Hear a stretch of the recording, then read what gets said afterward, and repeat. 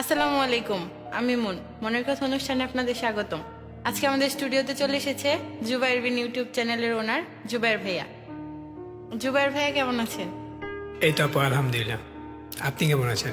জি, আমিও ভালো আছি। আমাদের অনুষ্ঠানে আসার জন্য আপনাকে অসংখ্য ধন্যবাদ। আচ্ছা ভাইয়া, ইউটিউবের প্রতি আপনার আগ্রহ কবে থেকে? আচ্ছা আপু, আমার ঘোরার অনেক শখ ছিল, তো আমি বিভিন্ন জায়গায় ঘুরতাম, তো এখান থেকে ভিডিও টিডিও করে আমি আবার আমার ফেসবুকে আপলোড দিতাম।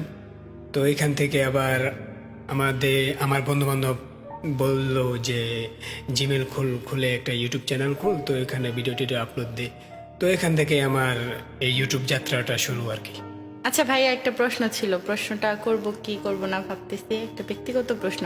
তো আমাদের দর্শকদের একটা আগ্রহ ছিল আপনার ভালোবাসার বিষয়ে জানার জন্য, যদি আপনার ভালোবাসার বিষয়ে আমাদের একটু। তো আমাদের প্রথম দেখা হয় একটা পেজ থেকে, শ্রীপুরেরই একটা কনফিউশন পেজ। তো এখান থেকে আমাদের ভালোবাসা গল্পটা শুরু।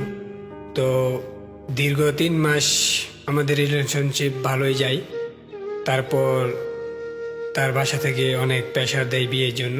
আমাকে বলে যে সামনের বছর, মানে 1 বছর টাইম দেয় আমাকে, যে 1 বছরের ভিতরে যদি বিয়ে না করতে পারি তাহলে সে বিয়ে করে নিবে। তো 1 বছর প্রায় আমাদের দেখতে দেখতে তো 1 বছর যাই, দেখতে দেখতে 1 বছর চলে গেল। তো আমি আস্তে আস্তে বুঝতে পারলাম যে সে আমার কাছ থেকে দূরত্ব বজায় রাখছে। তো আমি জিজ্ঞেস করলাম কেন, তো সে বলল যে না, আমার বিয়ে ঠিক হয়েছে, তো আমি তোমার সাথে আর সম্পর্ক রাখতে পারবো না। তো আমি আর তাকে কিছু বলি নাই, তো সে বিয়ে করে নাই, আর আমিও কিছু বলি নাই, এভাবেই চলছে। আচ্ছা ভাইয়া, আপুর সাথে কি আপনার এখনো যোগাযোগ আছে?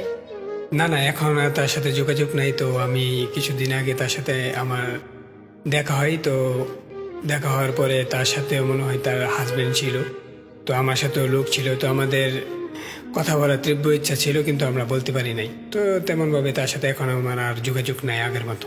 আসলে জুবাইর ভাইয়া, আপনাকে অতীতের কথা মনে করিয়ে দেওয়ার জন্য আমরা আন্তরিকভাবে দুঃখিত।